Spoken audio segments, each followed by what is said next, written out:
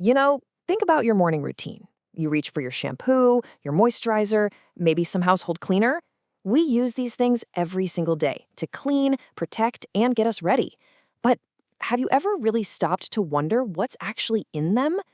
Today, we're going to pull back that curtain and take a look at the chemicals that might be lurking in the products we all use. It seems like a simple enough question, right? But oh boy, the answer is way more complex than you'd think. I mean, beyond the nice smells and the fancy ingredients they put on the front of the bottle, there's a whole world of other chemicals. And some of them, well, they're starting to raise some pretty serious red flags for our health and for the planet. So, the heart of the issue really comes down to a specific group of substances that have, let's just say, a particularly nasty set of skills. These are the chemicals that scientists, regulators, and more, people like you and me, are really starting to worry about. They're called PBTs, or persistent, bioaccumulative, and toxic substances. And really, the name tells you everything you need to know about why they're a problem.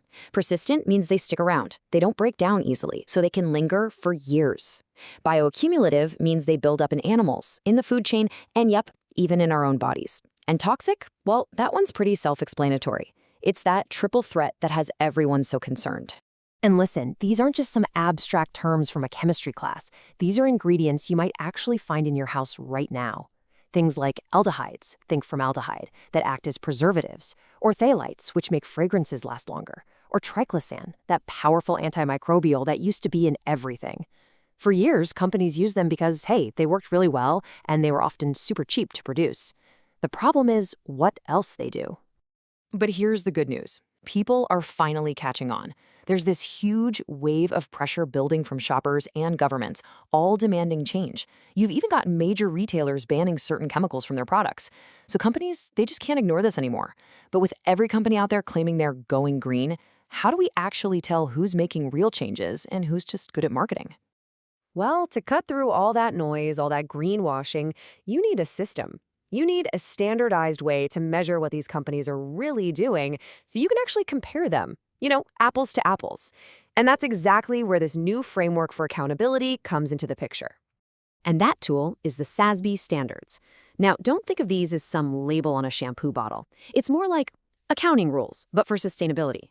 They help companies report on all these environmental and social issues in a way that actually matters to their financial performance. It's the kind of hard data that investors need to make smart decisions.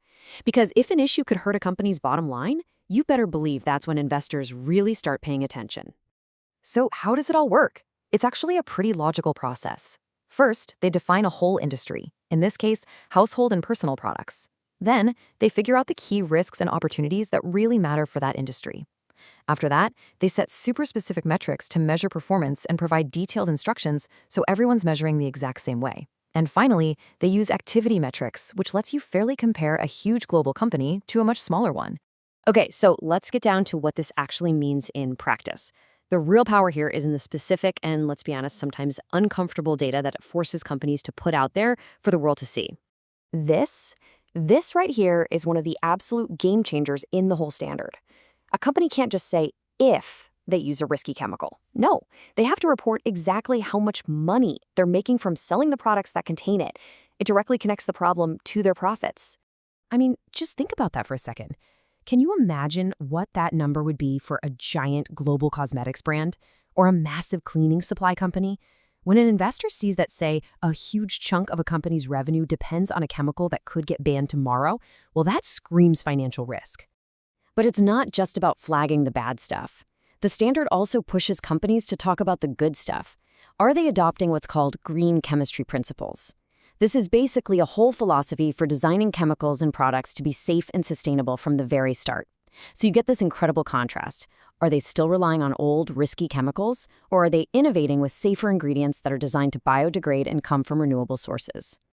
And while chemical safety is a massive piece of the puzzle, it's not the whole puzzle. For any company in this industry, being sustainable is a huge, multifaceted challenge, and the standard totally gets that.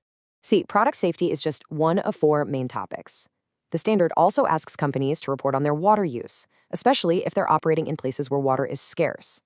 It looks at the entire life cycle of their packaging. Is it made from recycled stuff, and can it be recycled again?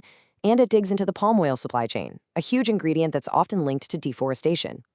It just shows how all of these issues are really connected.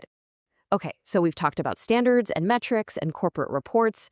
What in the world does all of this mean for you when you're just standing in the store trying to make a good choice? And this is how it all connects back to you. Even though these reports are really for investors, the impact trickles all the way down. When investors get clear data, they can pressure companies to manage their risks. And let's be real, a product line full of potentially harmful chemicals is a huge risk they're going to want that company to fix. Ultimately, it's a pretty simple equation. The more transparency we have, the more we can shine a bright light on what these companies are doing. That light creates more pressure from investors, from regulators, and from customers like us. And that pressure is what leads to safer products for everyone. So, the framework is here. The demand for transparency is getting louder every single day.